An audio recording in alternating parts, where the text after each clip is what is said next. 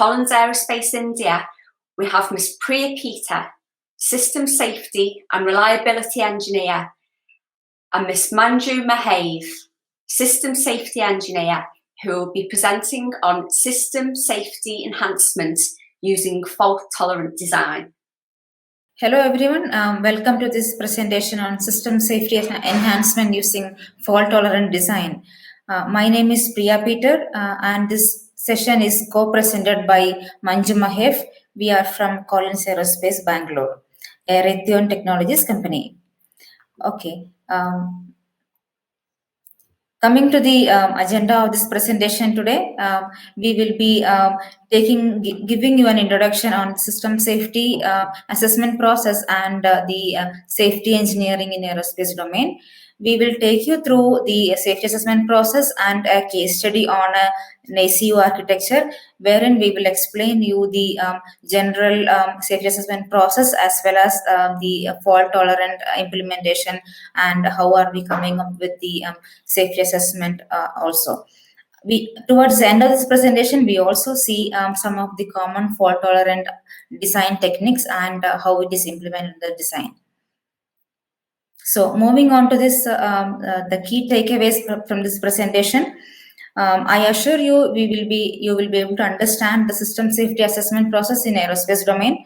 We will also see the impact of the fault tolerant design in a system safety environment. And we will also review some of the fault tolerant methods and design considerations. So coming to the introduction, why are we performing the safety assessment? So when we look at the aviation industry or the general air traffic and the mode of communication, thousands of people travel across the globe, thousands of miles every day. And then when we look at the safest mode of transportation today, it is the air travel. So when we look at the history of air travel, when it started the commercial aviation in early 1940s, we did not have any complex systems. We did not have any complex navigation techniques. We were starting the whole journey with a non-reliable piston engines and without any radio communication or things like that. We were dependent only on the astral navigation techniques. From there, we evolved the system. We have a lot of technology advancements made. We have a lot of control systems implemented. And towards 1980s, we had the fly-by-wire technology introduced in the aviation history. That was a very technological breakthrough, I would say, which was a tremendous improvement in the safety. So from there, we had a lot of technology advancements and control systems were included in the design. We had the satellite-based navigation technologies, which further improved the safety. So there was a study from a recent study which was showing the air travel, the safety of the air travel has improved over 130 times in past 60 years. So that is a rigorous, when we look at the implication of or the importance of safety, we gave to the domain. So when I say the safety earlier or until the recent past, when we say the word safety, it was only implied as a need for certification or a regulation requirement. But in today's world, with a lot of technology advancements and complex systems, it is not only the regulation or certification need, it is a need of the safety of life, everyone's safety, and it has a bigger impact on reducing the fatalities and reducing the risk. Coming to the safety assessment process in the commercial aviation, we generally follow the ARP 4761 as the guideline for performing the safety assessment. And when we look at the architecture here, the process follows starts from the early design stages, and the safety assessment process continues towards the end of the design life cycle. So we have couple of analysis like aircraft level FHA, and wherein the system level requirements will be identified and the safety requirements are flown down to the system level requirements, and then where from there we would look at the initial architecture, evaluate the architecture in with respect to the safety requirements, and then perform the lower level analysis. Some of the analysis include the system level analysis as well as the aircraft level analysis also. So I will not go into detail of each and every analysis, but with the context of today's presentation, we are concentrating more on the fault tolerant architecture. So from the initial architecture, we would look at the architectural level design with respect to the system level safety requirements and identify the design deficiencies, and we would look at the possibility of mitigating or implementing the identified new requirements or the suggested improvements in the design, and the architecture would go for a revision, or the design will be improved based on the initial safety assessment, and then we redo the analysis to confirm that the safety requirements are met. So coming to the next slide, we will see what are the major steps in the safety assessment process. So the initial step of the process starts with listing out the key system functions and the component functions. Then we would see what are the possible failure conditions and the possible cause of the failures, and then we identify the probable risk mitigation techniques or the key system improvement areas, and then the suggestions will be flown back to the system design in terms of new requirements or design changes, and then the new design changes will be implemented, and then we will reevaluate the system. So let us see these concepts, how it is implemented in a practical system with an example of a generalized ACU architecture. With this, I am handing over this presentation to Manju. Manju, welcome. Thank you, Priya, for the initial introduction to this presentation. My name is Manju Mahev, and I will walk you through the case study about ACU. So ACU stands for Actuator Control Unit, and it is one of the component of the fly-by-wire system. And just for the common understanding, I think we are all aware what is a fly-by-wire system. So it's a system which interfaces with an electronic interface.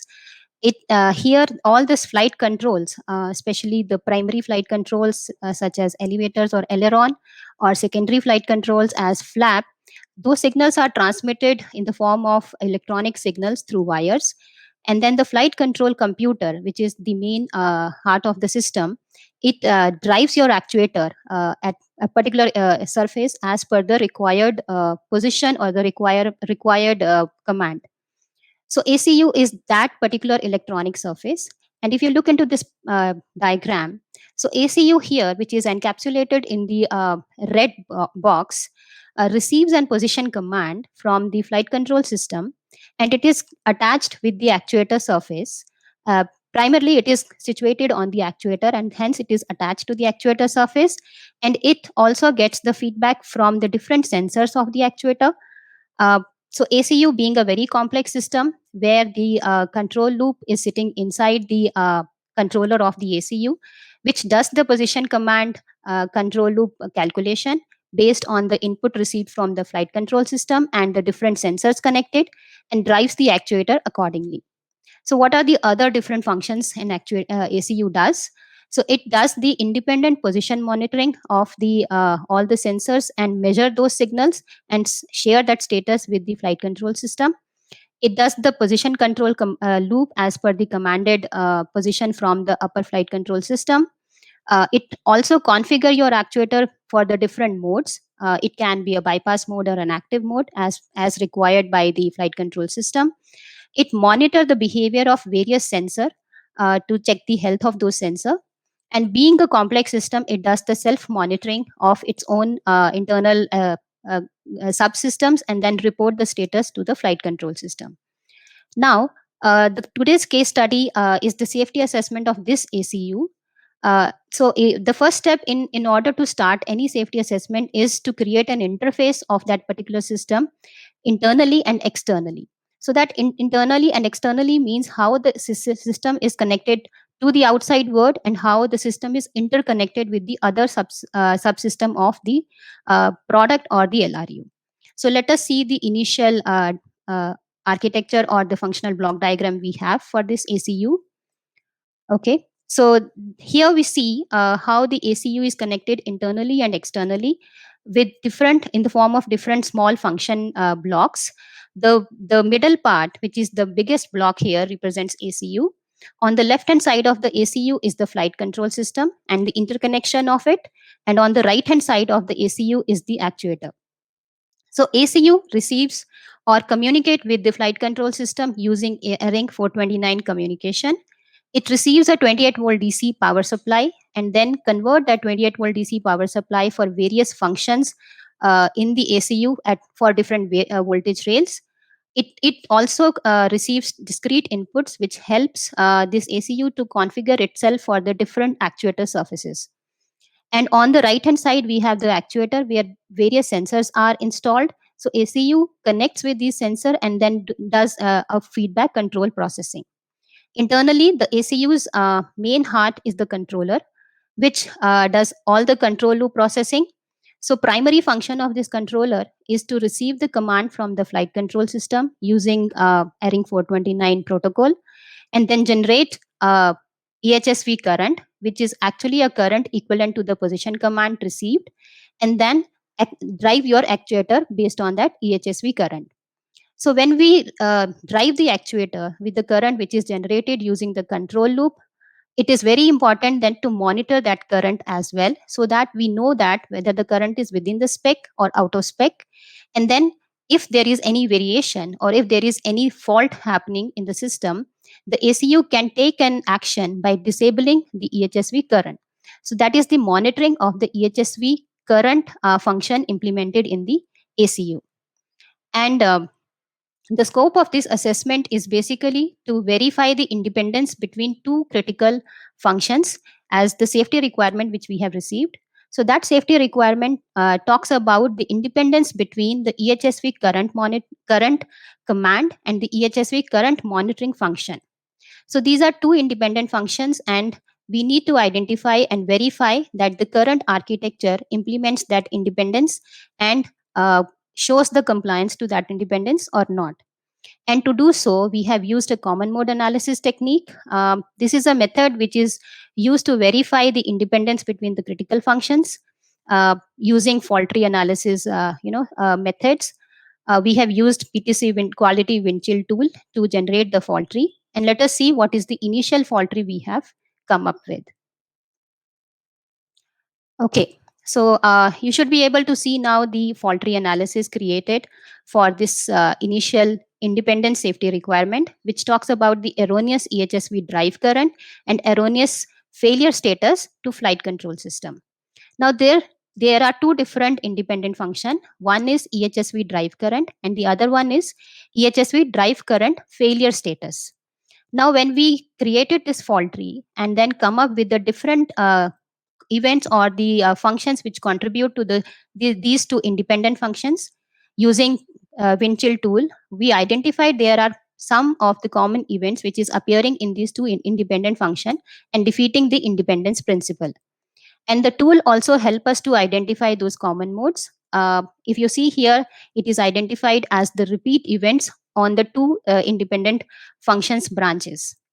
So the other method which we can use is the cut set analysis of the fault tree, which help us to identify if there is any single point failures which defeat the independence or the requirement.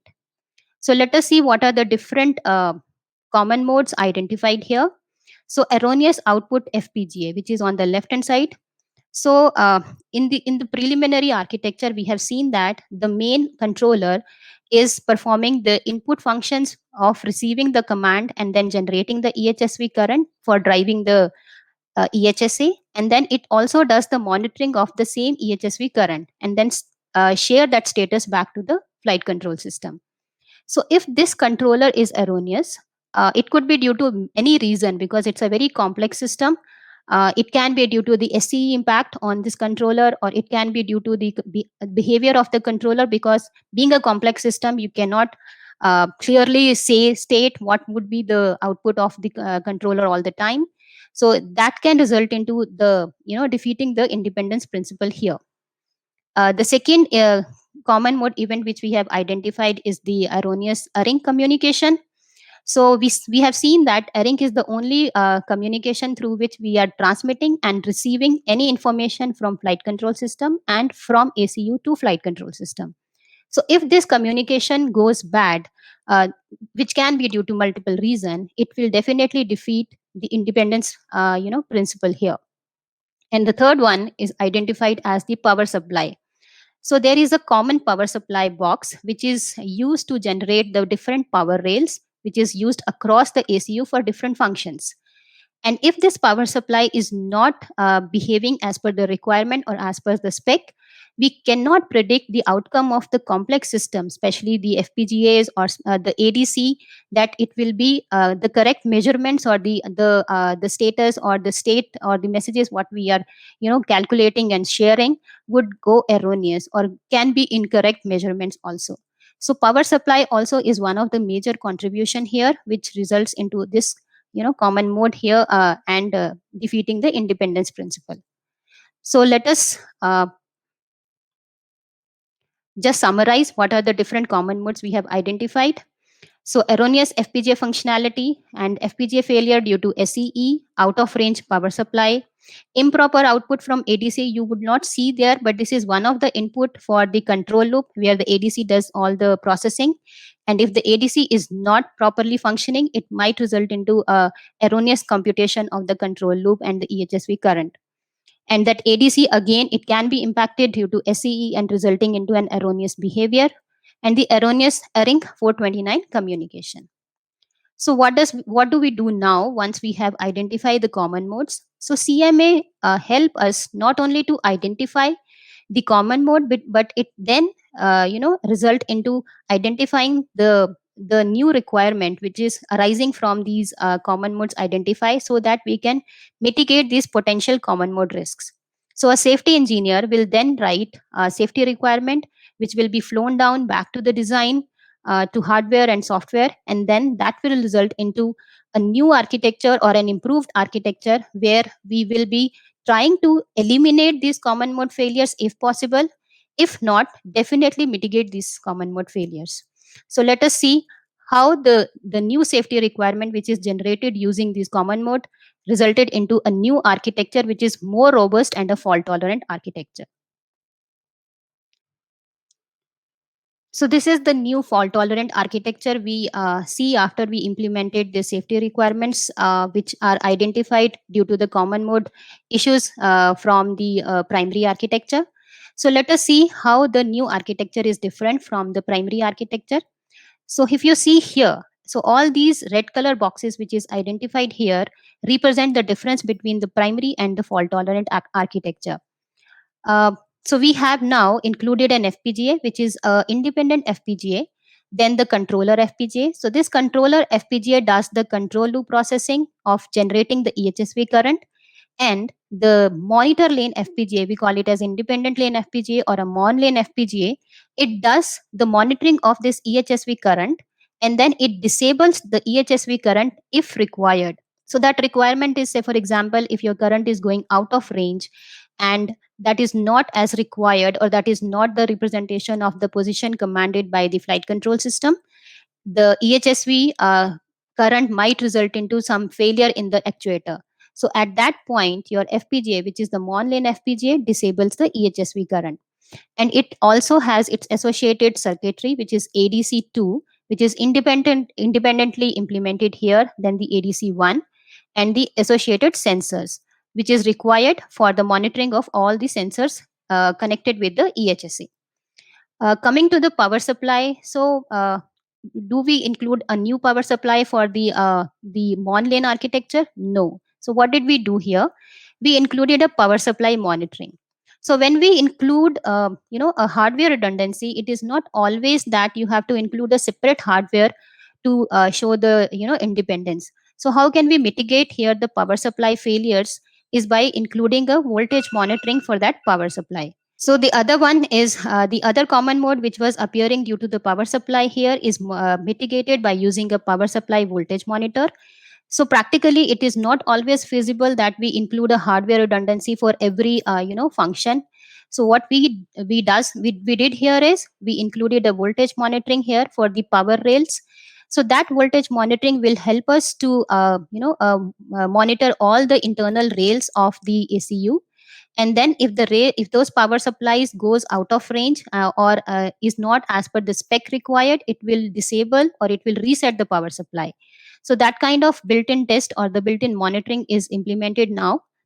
And if we look into the Airing 429 transceiver, so we did not include any separate communication line here. We still stick to Airing 429 communication for transmission and receiving purposes. But how did we then mitigate the common mode failures here? So we have implemented the parity, checksums, and the CRC protection here for the communication protocol, which will help us from any erroneous communication through this 429 common 429 communication. So once we have the architecture which is updated, which is implemented with all the initial safety requirement generated, we will redo our fault tree analysis. And this is how the updated fault tree analysis will look like. So so if you see here, we have not seen any single point failures here, because the single point failures are now mitigated by using an independent controller in the EHSV current function, and then independent FPGA which is used in the current monitoring function. So these two events are now independent. Erroneous communication though remains common, but it is mitigated with the help of parity checksum and the CRC implementation. Power supply failure here, still it is common, but then we have a power supply monitor which will help us to monitor the power supply variations and then take an appropriate action. Okay, so now let us just summarize the different mitigations we for the identified common modes in the fault tolerant architecture. As we have seen, so we implemented two different dissimilar controllers for the two independent lanes, FPGA 1 and FPGA 2. We implemented a voltage monitoring for the under voltage and over voltage power supply failures, and we implemented a parity and checksum for our communication, which we have seen in the previous explanation of the fault tolerant architecture and the FTA. So let us just reiterate the process which is followed. So what we have to do is we identify the critical components, we identify the single point failures of these critical components, then we generate the safety requirements, implement the fault solutions or the mitigations wherever it is required, then redo our safety assessment for the updated design, and then establish the compliance against those safety requirements. So here, just an iteration of what are the common fault tolerant design techniques we have. So redundancies could be a hardware and a software redundancy. Con and mon lane architecture, as we have seen, a command lane, a control loop lane, and an independent monitor lane implementation in the ACU. Built-in test monitoring, like we have implemented for our voltage monitorings. So a built-in test monitoring, data integrity checks for any communication protocols, and a watchdog timer. So why do we need it? For our complex processors, a watchdog timer which can be used for the inadvertent or the incorrect operations of the processor. So then let us conclude now.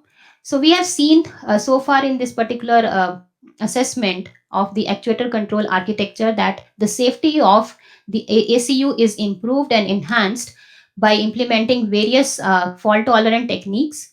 But what we need to also understand that whenever we include a hardware redundancy, or whenever we include software mitigations by including some changes in your software, we need to make a balance between other factors which is impacting your product design.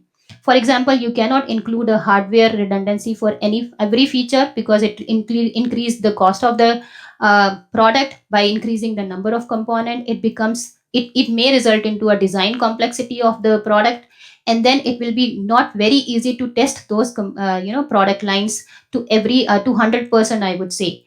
So you have to make a balance between these three important factors whenever we are implementing or whenever we are suggesting the design recommendation by implementing the different fault tolerant technique present in the design. So with this, I will conclude my presentation. Thank you so much for listening.